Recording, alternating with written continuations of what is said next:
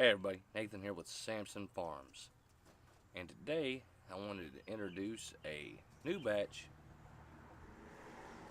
of old birds that I like to keep here on the homestead.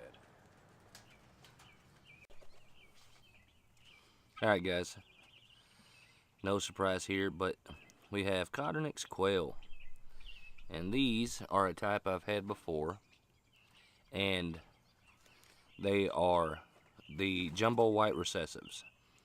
And I like these birds. They have their benefits. They get a little bit bigger than most other quail. They're really calm, not aggressive too much with each other. They lay an egg every day.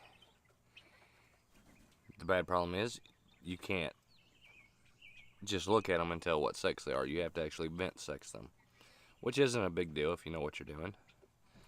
And it takes nothing to learn. But I bought these birds, brought them in here, put them in this cage, and they absolutely love it. They really like their little dust bath over there. I need to get them some more sand for them to play in. But they got the concept pretty quick. They like the little nesting box. I'll catch 3 of them in there napping at a time. Then this box back here with the 2x6s on the sides and the board, it's 3-sided. That's just so they can get in there and hide, take naps like they're doing. We have the auto watering system here, the free-loading rooster who cleans up after the quail. Then we have oyster shell and chick grit, which I tend to give them free choice. The hanging feeder, which we keep filled up for them. And quail are messy. I'm not gonna lie to you there. They do make a mess with their food, but I don't mind. And it's starting to rain on me. Well, it started to rain on us as we were out there, and I was discussing everything, as you can see, a little bit on my shirt. That's okay. I've got the hatchery to come into and give you my spiel on quail, which most of you have been following my channel for a while. You know that I absolutely love quail. They're easy to take care of. There's not a whole lot of input. They're cost effective.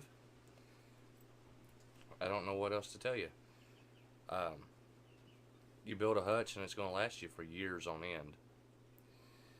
With, say like my setup right now, with that one pen right there has 10 birds in it, 2 males and 8 females that I have sexed myself. I know what's in there.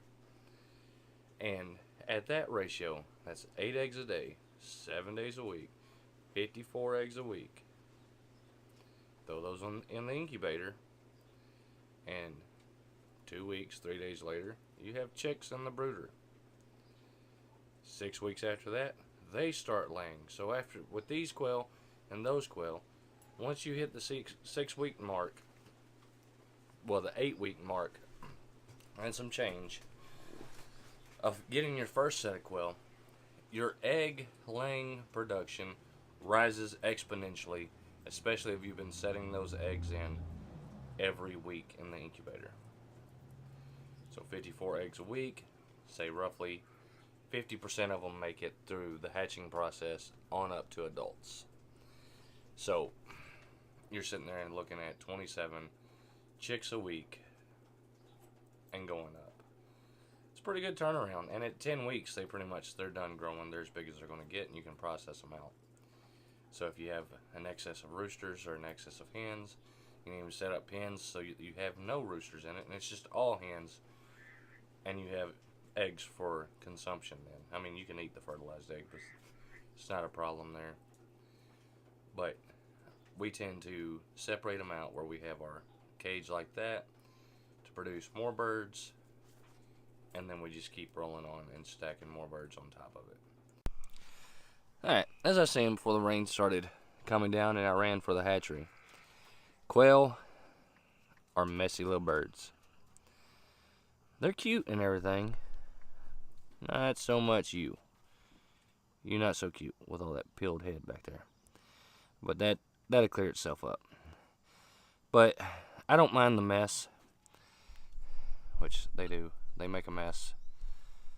They spill their feed everywhere. But the rooster and the guinea will come in and pick through that, and so that's not a big issue for me anyway. Now in some of my inside the quail barn, when I have that set up going, I'm gonna have different feeders set up on it that are less wasteful than this.